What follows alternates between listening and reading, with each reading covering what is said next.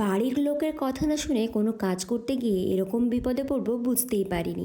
তো সেদিন বিকালবেলা আমি আমার দুই বোনের সাথে বেরিয়ে পড়েছিলাম এই রাধা মাধবের মন্দিরটা দর্শন করতে। এর আগেও আমি একদিন এসেছি, কিন্তু সেদিন মন্দিরের ভেতরে ভালো করে দেখলেও বাইরেটা আমার একটুও ভালো করে দেখা হয়নি। তাই আমি বললাম সন্ধে হয়ে যাওয়ার আগে চল আমরা বাইরেটা ভালো করে ঘুরে নিই, তারপর ভেতরে যাব, কারণ অন্ধকার হয়ে গেলে তো আর বাইরেটা দেখতে পারবো না।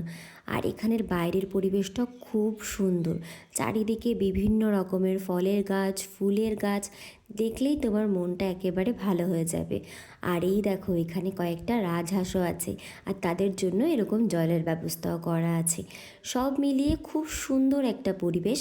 এখানে হয়েছে কিছু ফুলের চাষ, সূর্যমুখী, রজনীগন্ধা, আরও কিছু কিছু ফুল আছে। হঠাৎ করে দেখি আকাশ একদম কালো মেঘে ভরা। আগেও মেঘ একটু একটু ছিল, সেই জন্যই বাড়ি থেকে বারণ করছিল, কিন্তু এখন একটু বেশি হয়ে গেছে। আর মন্দিরে তাড়াতাড়ি করে প্রবেশ করতে গিয়ে এই কাণ্ড হলো আমার সাথে। ভয় পেয়ে তাড়াতাড়ি তো মন্দিরে ঢুকে পড়লাম। বাকিটা তোমাদের দেখাচ্ছি নেক্সট পার্ট।